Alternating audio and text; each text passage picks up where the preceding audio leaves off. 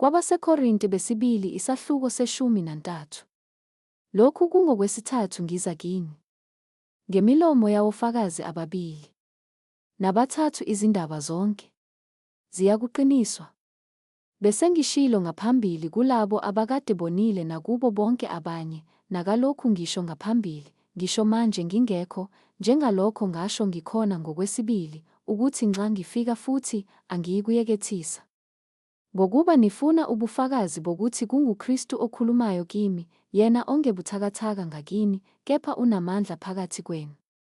Ngokuba noma wabethelwa esiphambanweni ngobuthakathaka, nokho uyaphila ngamandla kaNkulunkulu.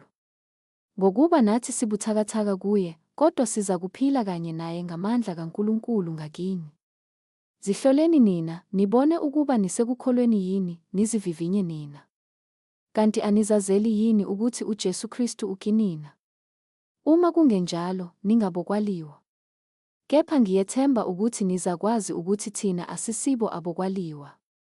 Siyakhuleka kuNkulunkulu ukuba ningenzi lutho olubi, angisho ukuze sibonakale thina singabavunyiweyo, kepha ukuba nina nikwenze okuhle, noma thina singaba njengabaliwayo. Ngokuba asinamandla okwenza utho, uma simelana neqiniso, kuphela uma simela iqiniso.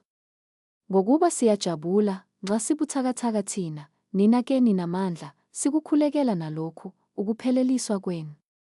Ngalokho ngiloba lezi zinto ngingekho, ukuze, nxa ngikhona, ngingenzi kabukhali ngokwamandla eyanginika wona iNkosi, kube ngawokwakha, kungabi ngawokubhidliza.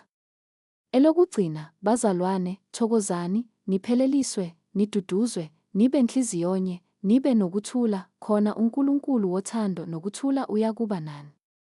Bingelelanani ngokwanga okungcwele. Abangcwele bonke bayakhonza kini. Umusa weNkosi uJesu Kristu, nothando lukaNkulunkulu, nokuhlangana kukaMoya oNgcwele makube nani nonke. Amen.